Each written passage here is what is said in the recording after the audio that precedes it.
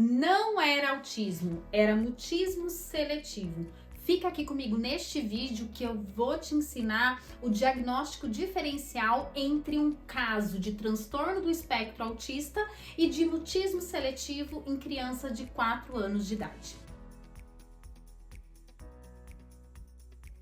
Caso de uma criança de 4 anos de idade encaminhado pela escola porque simplesmente essa criança não se comunicava, não estabelecia contato visual e não interagia, não se comunicava nem com os professores, nem com os colegas de sala. Porém, no contato com a família dessa criança, o que se verificou é que essa criança apresentava desenvolvimento normal. Então, a suspeita de transtorno do espectro autista já começou a cair por terra por aqui, e realmente essa suspeita ela não se confirmou quando a família demonstrou vídeos dessa criança interagindo, conversando, brincando com os primos, com os pais e até mesmo com a irmã menor. Então, ou seja, essa criança conseguia se comunicar, essa criança conseguia estabelecer contato visual,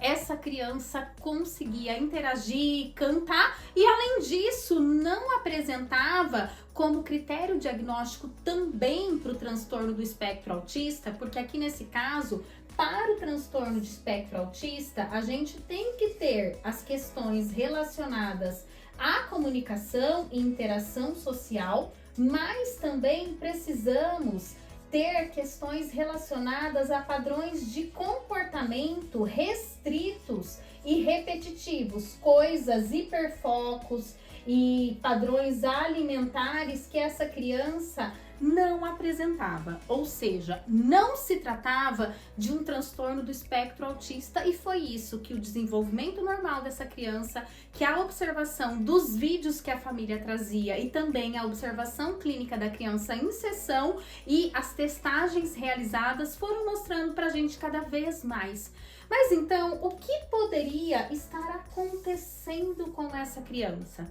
Será que era um transtorno de adaptação? Essa criança tinha iniciado na escola naquele ano. Porém, a gente descartou a hipótese de transtorno de adaptação porque, na verdade, já estávamos no mês de setembro e essa criança tinha iniciado o período escolar em fevereiro. Então, já se tinham passado mais de 3 meses, que é o período que a gente estabelece para o início de sintomas de um transtorno de adaptação. Além disso, essa criança se mostrava muito bem adaptada a todas as rotinas escolares